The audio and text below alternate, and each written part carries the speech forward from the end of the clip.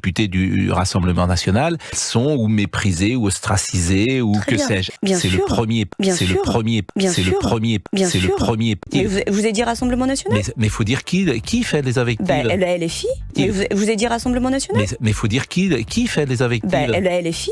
Prisca Thévenot, porte-parole du gouvernement, n'a pas fini de faire parler d'elle.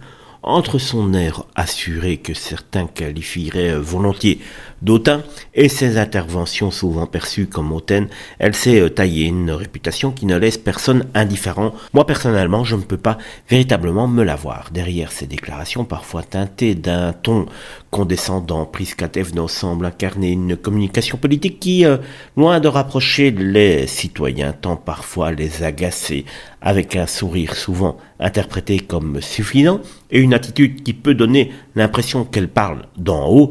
Elle polarise les opinions. Tiens, ce n'est pas étonnant qu'elle est la porte-parole d'un certain Emmanuel Macron. Si certains louent son assurance, d'autres pointent du doigt un manque d'humilité qui contraste avec les attentes d'une fonction où de la pédagogie et la proximité devraient primer.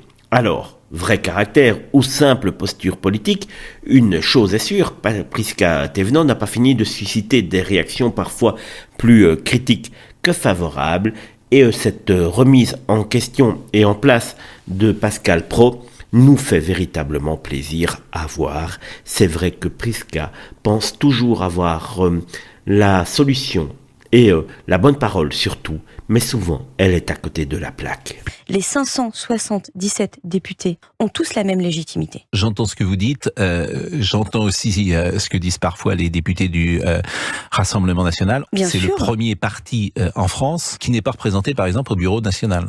Vous pouvez pas me dire depuis tout à l'heure qu'il faut absolument écouter uniquement le Rassemblement national. Non, ça n'existe pas. Je dis que le pays penche à droite. Extrême droite, du coup. Non, d'abord, faut un jour définir ce qu'est l'extrême droite, d'ailleurs. Alors, très bien, mais force est de constater, c'est que depuis 2022, et encore plus depuis 2024, là, les dernières échéances électorales, c'est des invectives sur invectives, on n'avance sur rien. C'est pas tant le Rassemblement national qui invective que la France insoumise. Non, mais je suis pas là dans un rapport. C'est important de le dire aussi, parce que c'est vous qui parlez du Rassemblement national. Tout à l'heure, moi, je suis pas là pour en parler, en fait. Non, mais qui vous a dit que je parlais du Rassemblement national? Vous dites sur invective sur invective. Mais vous avez dit Rassemblement national? Mais faut dire qui fait les invectives. La LFI.